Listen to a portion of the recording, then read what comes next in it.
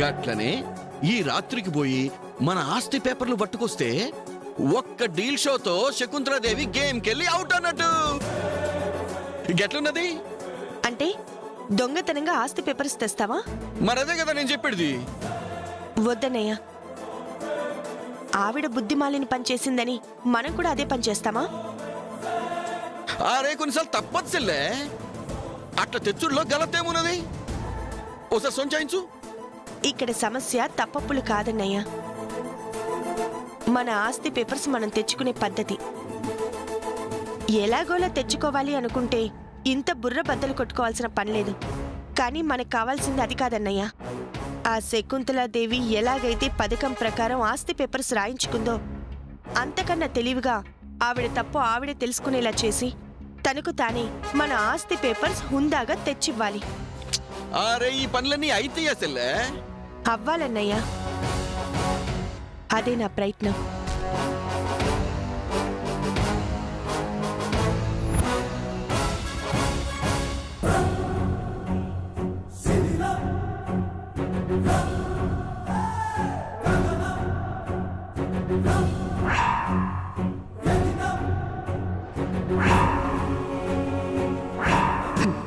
అయినా నా కోపం, నా పంతం మీ మీద కాదు, మీ బావ రామరాజు మీద, అతనికి సపోర్టుగా ఉన్న మీ అక్క సీత మీద. ఆ శకుంతలాదేవి ఎంత తలపొగరుగా మాట్లాడిందో. ముందు ఈ విషయం అర్జెంటుగా అక్కకి చెప్పాలి. సరస్వతి ఆగు. అక్కకేం చెప్తా? మనల్ని ఆ శకుంతలాదేవి ఎంత చిన్న చూపు చూసిందో, ఎంత చులకన చేసి మాట్లాడిందో చెప్తాను. నీకు అసలు బుద్ధుందా? లేదని తెలిసి కూడా ఊరికే ఎందుకలా అడుగుతావు? చాలే ఆపు. నువ్వు చెప్తే వాళ్ళు నమ్మేస్తారా? మనమేమీ అబద్ధం చెప్పట్లేదు కదా. అబద్ధం కాకపోయినా శకుంతలాదేవి మనల్ని కలిసింది అంటే అనుమానపడతారు. ఆడవాళ్ళని మరో ఆడవాళ్ళు కలిసినా అనుమానపడతారా? అయ్యో ఓసి మొద్దు, నేను చెప్పేది ఆ అనుమానం గురించి కాదే. మరి అసలే మన ఆస్తి విషయంలో మనిద్దరం అక్కని బావని ఎదురు తిరిగి మాట్లాడుతున్నాం. ఇప్పుడు మనల్ని శకుంతలాదేవి కలిసింది అంటే కోరి చిక్కులు తెచ్చుకున్న వాళ్ళం అవుతాం. కొంచెం అర్థం అయ్యేలా చెప్పు దాక్షాయిని. శకుంతలాదేవి గుడి దగ్గరికి వచ్చి మనల్ని కలిసినా మనమే కావాలని వెళ్ళి ఆవిడ్ని కలిశాము అనుకుంటారు. ఎందుకు అనుకుంటారు? ఎందుకంటావేంటి సరస్వతి? మన ఆస్తి అంతా శకుంతలాదేవి పేరు మీద మారింది కదా. అదే ఆస్తి తిరిగి తెచ్చుకోవడానికి కాళ్ళు పట్టుకోవడానికో కాకా పట్టడానికో వెళ్ళామని అనుమానిస్తారు. అయినా ఇందాక ఆ శకుంతలాదేవి ఏం చెప్పింది? తన పగంతా బావగారి మీద, ఆయనకి సపోర్ట్ చేస్తున్న అక్క మీద అని చెప్పింది. అయినా పగ పెంచుకున్న కారణం మనకు తెలీదు. ఈ విషయం చెప్పినా కూడా ఇంట్లో ఎవరూ నమ్మరు. అందుకని గుళ్ళో మనకి శకుంతలాదేవి కలవలేదు, అంతే. కలిసింది కదా. నాకు చిరాకు దొబ్బిందంటే నెత్తి మీద గుద్దుతాను. శకుంతల గుడి దగ్గర కలిసిన విషయం ఇక్కడితో మర్చిపో, సరేనా? కోరి ఇబ్బందులు తెచ్చుకోకు అని చెప్తున్నాను. సరే దాక్షాయిని, ఒక విధంగా నువ్వు చెప్తుంది కూడా నిజమే. పొరపాటున కూడా నువ్వు నోరు జారద్దు, సరేనా? అది కాదు మరి. పద పద.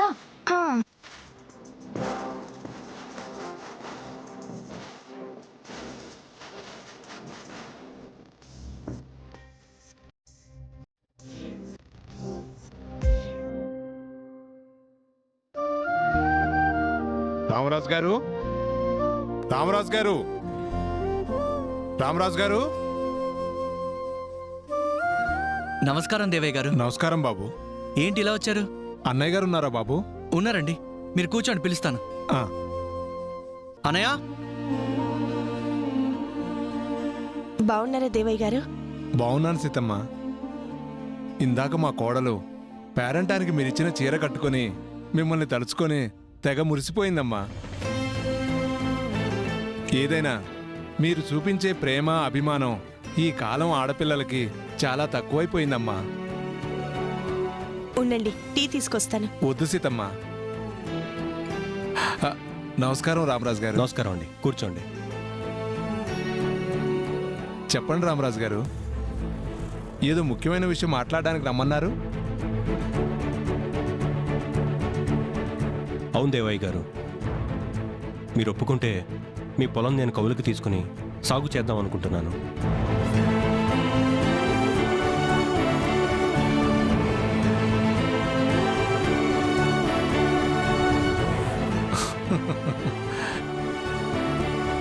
మీరు అనుమతి అడగటం ఏంటి రామరాజు గారు? ఆజ్ఞనివ్వండి. ఎన్ని ఎకరాలు కావాలో చెప్పండి. మీకు మా మీద ఉన్న అభిమానానికి చాలా సంతోషం.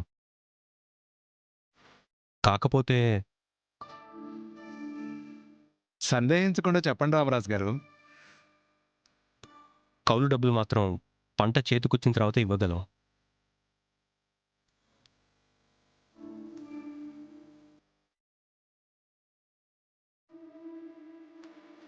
నేను మిమ్మల్ని అడిగానా? నేను వద్దంటే మీరు ఒప్పుకోరు కాబట్టి నేనేమీ అనట్లేదు.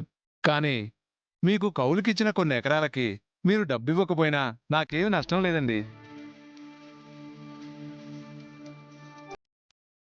ఫ్రీగా మీరివ్వడం మేము తీసుకోవడం కూడా తప్పే అవుతుందండి. మన ఊళ్ళో కౌలికి ఏ రేటు నడుస్తుందో అదే తీసుకోండి. మీరు ఆ మాట అంటారని నాకు తెలుసమ్మా. రామరాజు గారు నాకు నా కుటుంబానికి చేసిన సహాయానికి కష్టం వచ్చినప్పుడు ఆదుకున్నందుకు రుణం తీర్చుకునే అవకాశం నాకు ఎప్పుడిచ్చారు గనక కనీసం నా పొలంలో ఆయన సాగు చేసుకుంటాను అని చెప్పి నాకు కొంచెం తృప్తినిచ్చారు.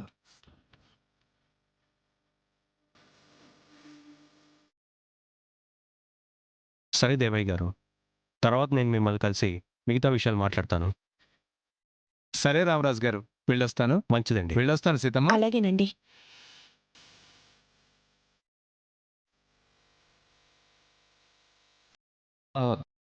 అన్నయ్య, సడన్ గా పొలం కౌలుకి తీసుకుని సాగు చేయాలన్న నిర్ణయం ఏంటన్నయ్య? నేనే నిర్ణయం తీసుకున్నా మీకోసమేరా. మీరందరూ బాగుండాలని, మీరందరూ సంతోషంగా ఉండాలని.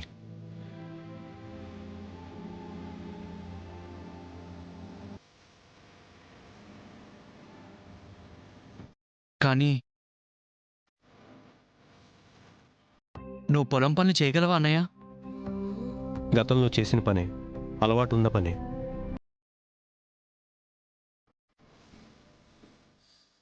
తప్పులు గుణపాఠాలు నేర్పిస్తే పరిస్థితులు మనల్ని ఏ పనైనా చేయిస్తాయిరా.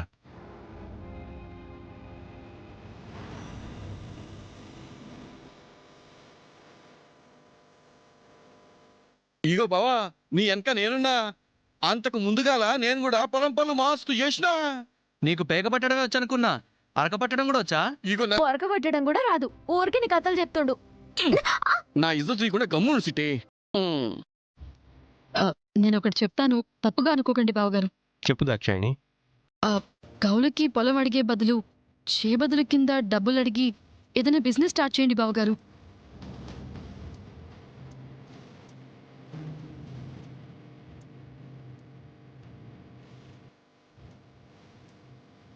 మనం తొందరగా ఎదిగే అవకాశం కూడా ఉంటుంది. గల్లా పెట్టిన నమ్ముకుని చెడిపోయిన వాళ్ళ ఆనవాళ్ళు ఉన్నాయేమో కానీ మట్టిని నమ్ముకుని చెడిపోయిన వాళ్ళ దాఖలాలు లేవు దాక్షాయిని. వ్యాపారం చేస్తే మన కడుపు మాత్రమే నిండుతుంది. అదే పంట పండిస్తే చాలామంది ఆకలి తీరుతుంది. అంటే మట్టి పిసుక్కుంటూ నాకలి దున్నుకుంటూ బతకాల్సిందేనా బావగారు? తప్పే ఉంది సరస్వతి. ఎంత సంపాదించేవాడైనా సరే ఆ మట్టి నుంచి వచ్చిన పంటను తినాల్సింది.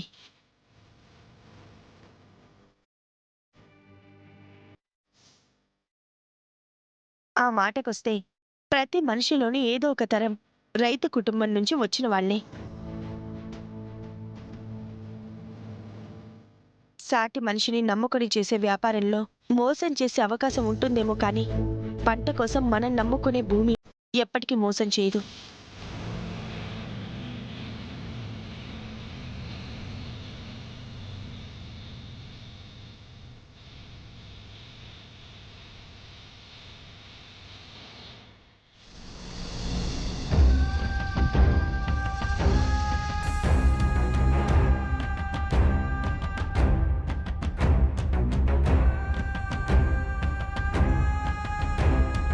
ఎన్నాళ్ళని మీ అన్నయ్య తీసుకునే ప్రతి నిర్ణయానికి సరే అని తలుపుతుంటారు? ఏ పని చెప్పినా తలాడించేస్తూ ఉంటారు. మీకంటూ వ్యక్తిగతంగా నిర్ణయాలు తీసుకునే వ్యక్తిత్వం ఎప్పటికొస్తుంది? ఊహించిన విధంగా మనకి కష్టాలు వచ్చేసరికి అన్నయ్య ఆలోచన ప్రతిదీ మీకు తప్పుగానే కనిపిస్తుంది వదినా. మీరిచ్చిన సలహా వాళ్ళకి నచ్చకపోయేసరికి మీకింకా అసహనంగా అనిపిస్తుంది. చూడండి వదినా, అన్నయ్య ఏ పని చేసినా 1-4 సార్లు ఆలోచించాకే ముందడుగు వేస్తాడు. పొలం పని చెయ్యాలనుకోవడం ముందడుగా శ్రవణ్.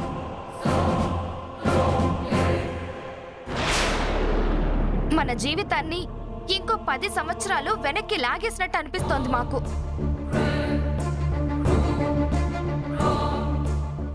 చూడండి, మీ అన్నయ్యకి ఏదైనా బిజినెస్ స్టార్ట్ చేద్దాము అని చెప్పి ఒప్పించండి.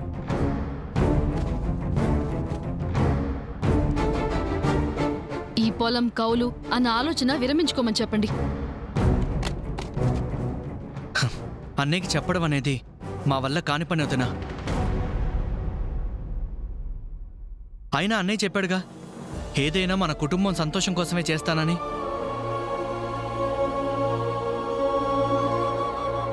ఆయన చెప్పడమే కాదు, చిన్నప్పటి నుంచి మమ్మల్ని అలాగే చూశారు.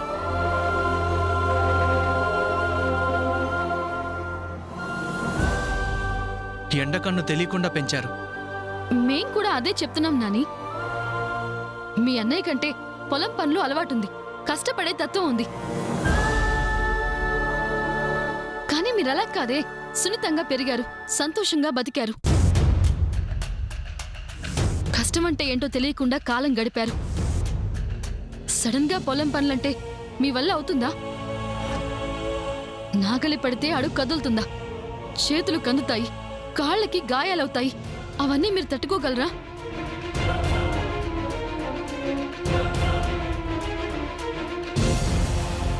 తట్టుకోక తప్పదు.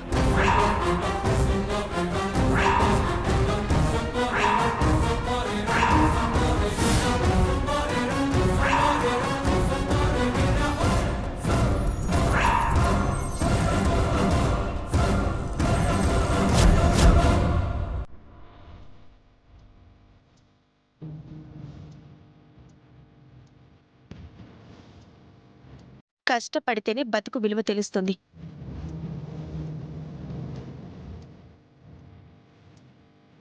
శ్రమ పడితేనే సుఖం తిరిగి దక్కుతుంది. పుట్టుకతో ఏ పని అలవాటవ్వదు. కొన్ని నేర్చుకోక తప్పదు, కొన్ని చెయ్యక తప్పదు. కావచ్చక్క, కానీ బావగారికి తెలిసిన పని మాత్రమే చేసి మిగిలిన వాళ్ళు ఇబ్బంది పడే బదులు అందరికీ తెలిసిన వ్యాపారం చేయడం ఉత్తమం కదక్కా. ఉచిత సలహాలు ఎప్పటికీ ఉత్తమం కాదు దాక్షాయిని. అవి చెప్పడానికి తేలిగ్గానే ఉంటాయి, కానీ అది విన్న వాళ్ళ మనసుని పాడైనా చేస్తుంది,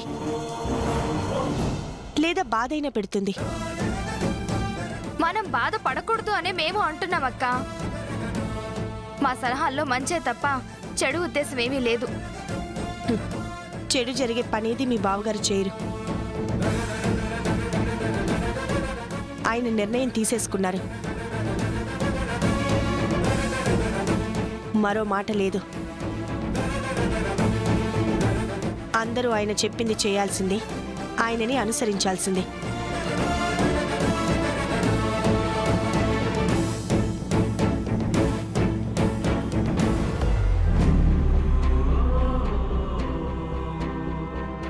మీ ఇష్టం శ్రవణ్.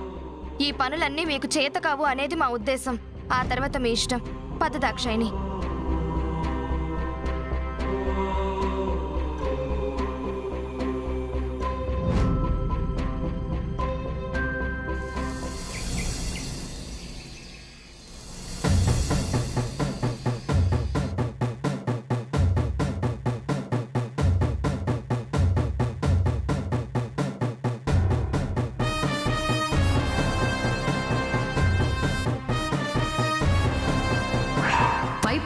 చూసి మేము అపార్థం చేసుకున్నాం. మీరు మేకవన్నే పులి, తడిగుడ్డతో గొంతు కోసే రకం.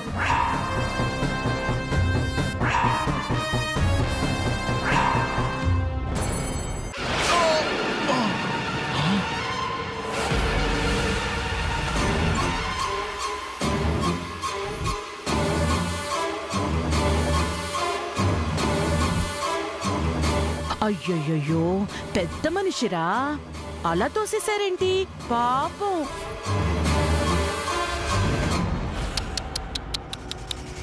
ఏంటి దేవయ్యా ఇది? నీకంటూ ఓ కుటుంబం ఉంది, పిల్లలున్నారు.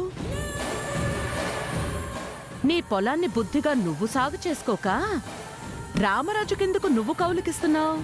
అమ్మా, గతంలో రామరాజు గారు నాకు నా కుటుంబానికి చాలా సహాయం చేశారు. కష్టంలో ఉన్నప్పుడు ఆదుకున్నారు. అందుకే ఆయన అడగంగానే మాటిచ్చాను. ఓ, నీటి మీద రాతల్ని ఎవ్వరూ చెరపాల్సిన అవసరం లేదు.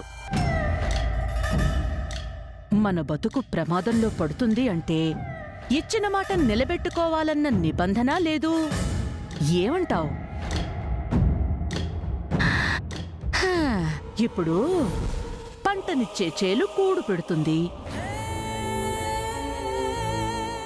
నన్ను కాదని రామరాజుకి భూమి కౌలుకిస్తే నీ కుటుంబానికి చేటు తెచ్చిపెడుతుంది. ఇచ్చిన మాట ముఖ్యమా, నీ కుటుంబానికి జరిగే హాని ముఖ్యమా? నువ్వే నిర్ణయించుకో. అమ్మా అమ్మా, నా కుటుంబాన్ని ఏం చేయద్దమ్మా, మీకు దండం పెడతానమ్మా. అయితే నేను చెప్పినట్టు చెయ్యి. చెప్పండమ్మా, చేస్తాను.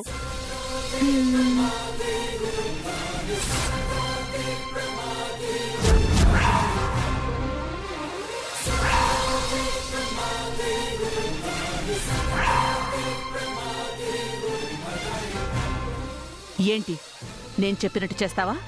సరేనమ్మా, మీరు చెప్పినట్టే చేస్తాను. తేడా రావడానికి మాత్రం వీల్లేదు. వెళ్ళు. అలాగేనమ్మా, అలాగే.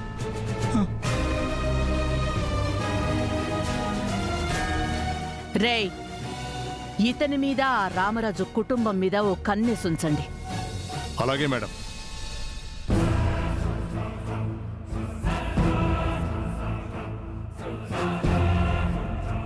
రామరాజు, జైలు నుంచి బయటికొచ్చినంత మాత్రాన నువ్వు శిక్ష తప్పించుకున్నట్టు కాదురా. హ, అంతకన్నా దారుణమైన శిక్షలు నా చేతిలో నువ్వు అనుభవించక తప్పదు.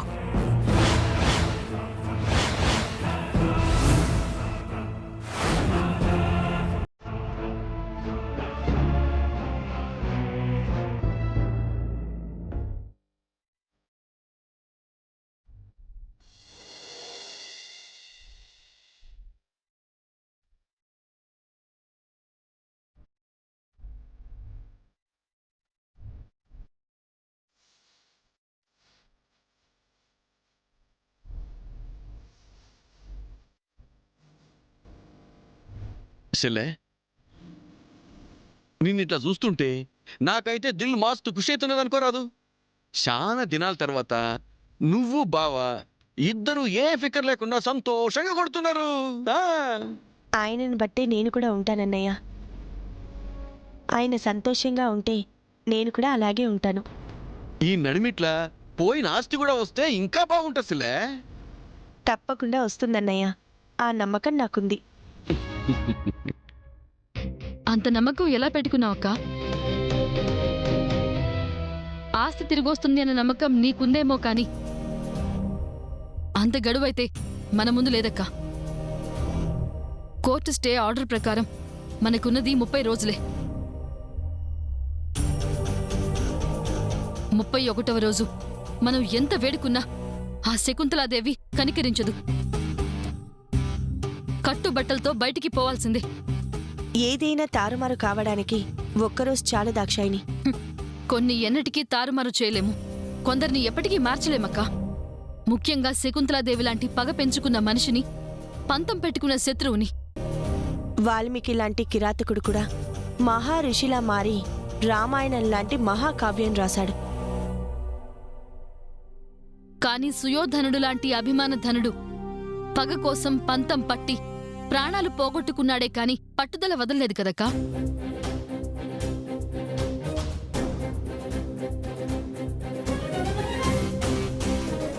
అక్క, మన ఆస్తి గురించి నీకు ప్రాక్టికల్ ఎగ్జాంపుల్ చూపించినా?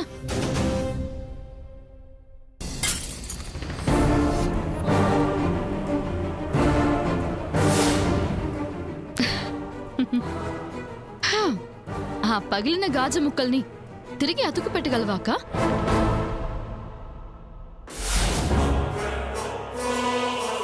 పెట్టలేవు. అలాగే ఆ శకుంతలాదేవి చేతుల్లోకి వెళ్ళిపోయిన మన ఆస్తిని కూడా తిరిగి తేలేవు.